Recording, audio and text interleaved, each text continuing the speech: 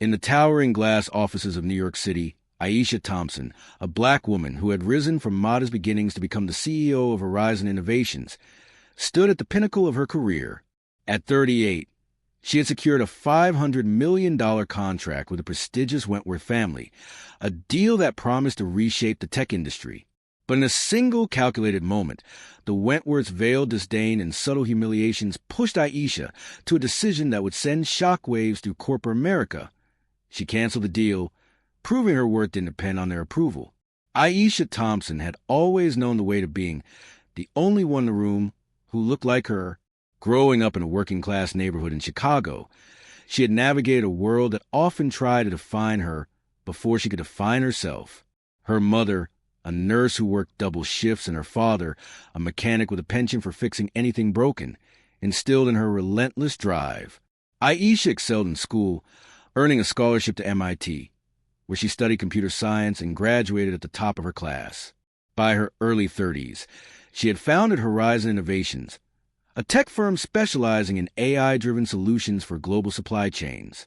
Her company's reputation for innovation and reliability had made it a rising star in the industry, and Aisha herself had become a symbol of what was possible for those who refused to be limited by circumstance. The Wentworth family, by contrast, was old money personified, led by patriarch Charles Wentworth, a silver-haired titan with a reputation for ruthlessness. The Wentworth Group was a conglomerate with interests in real estate, manufacturing, and now, technology. Their wealth stretched back generations, built on strategic marriages, political connections, and an unyielding sense of entitlement. Charles's son, Edward, was the family's public face, a polished 40-year-old with a Harvard MBA and a knack for charming investors. His sister, Victoria, handled the family's philanthropy, though her efforts often seemed more about maintaining appearances than affecting change. Together, they represented a legacy that viewed outsiders like Aisha as temporary players in their world. The $500 million contract between Horizon Innovations and the Wentworth Group was the culmination of months of negotiations. Aisha's team had developed a cutting-edge AI platform that could optimize the Wentworth Group's global logistics network, promising to save them billions over the next decade.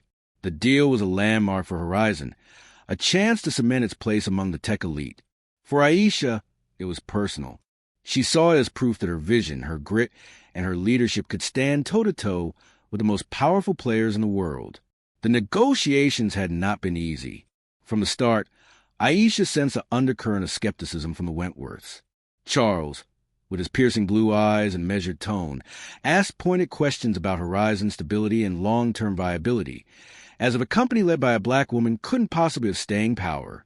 Edward, while more diplomatic, had a habit of interrupting Aisha during presentations, rephrasing her points as if she hadn't articulated them clearly. Victoria, meanwhile, made offhand comments about Horizon's diverse team, her tone carrying a hint of condescension, as if diversity were a novelty rather than a strength. Aisha brushed these moments off, chalking them up to the usual corporate posturing. She had dealt with worse in her career: clients who questioned her credentials, investors who doubted her vision, competitors who underestimated her. She was used to proving people wrong.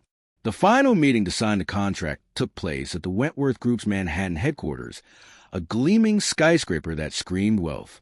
Aisha arrived with her chief operating officer, Marcus Reed, a seasoned executive who had been with her since Horizon's early days. They were ushered into a conference room with floor-to-ceiling windows overlooking the city. The Wentworths were already seated, Charles at the head of the table, Edward to his right, Victoria to his left.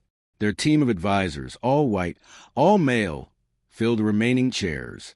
Aisha and Marcus were offered seats at the far end of the table, a subtle but unmistakable signal of their place in the room. The meeting began with the usual formalities: handshakes, small talk, and a review of the contract's key terms.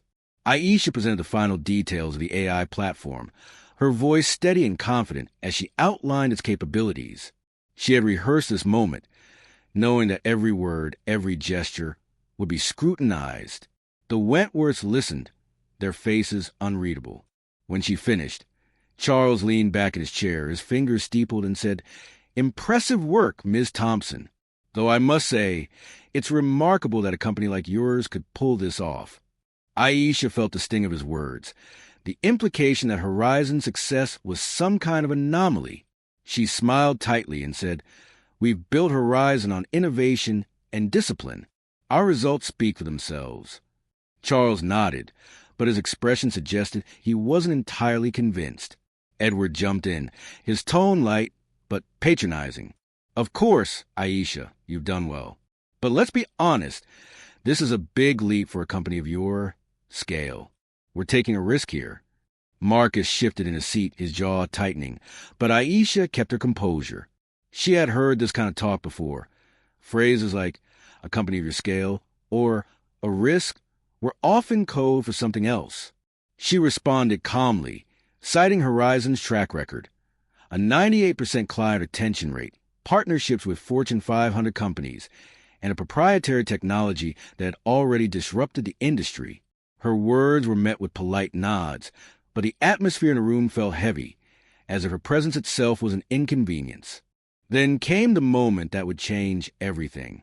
As the group prepared to sign the contract, Victoria leaned forward, her perfectly manicured nails tapping the table. "Aisha, I have to ask," she said, her voice dripping with faux curiosity. "How does it feel to be in this position? I mean, it's not every day someone like you gets to sit at a table like this." The room fell silent. Aisha's heart pounded, but she kept her face neutral. She knew exactly what Victoria meant by "someone like you." It wasn't about her being a CEO or a tech innovator. It was about her being a black woman in a space where people like her were rarely seen. Marcus's eyes darted to Aisha, waiting for a cue. The Wentworth's advisors shifted uncomfortably, but no one spoke. Aisha took a slow breath, her mind racing. She could let the comment slide, sign the contract, and move on. She had done it before, swallowed the slights, smiled through the microaggressions, and kept her eyes on the prize. But something in her snapped. She had spent years proving herself, building Horizon from nothing, earning her place in rooms like this. She didn't need the Wentworth's validation, and she certainly didn't need their contract to define her success. "Victoria," Aisha said, her voice calm but razor-sharp, "I've earned my place at this table, just as I've earned every other opportunity in my career. If you're implying otherwise, I'd suggest you reconsider your assumptions." Victoria's smile faltered, and Charles's eyebrows shot up. Edward tried to smooth things over, chuckling nervously. "Let's not get sidetracked," he said. "We're all here to do business." But Aisha wasn't done. She leaned forward, her eyes locking with Charles's. "I built Horizon from the ground up. My team and I have delivered results that speak louder than any backhanded compliment or veiled insult. If you think this deal is a favor to me, you're mistaken. Horizon doesn't need the Wentworth Group. You need us." The room was deathly quiet. Charles's face reddened, but he said nothing. Aisha stood, motioning for Marcus to follow. "We're done here," she said. "The contract is off." As she and Marcus walked out, the weight of her decision settled over her. Canceling a $500 million contract was a gamble, one that could cost Horizon dearly. But Aisha felt a clarity she hadn't felt in years. She wasn't just walking away from a deal.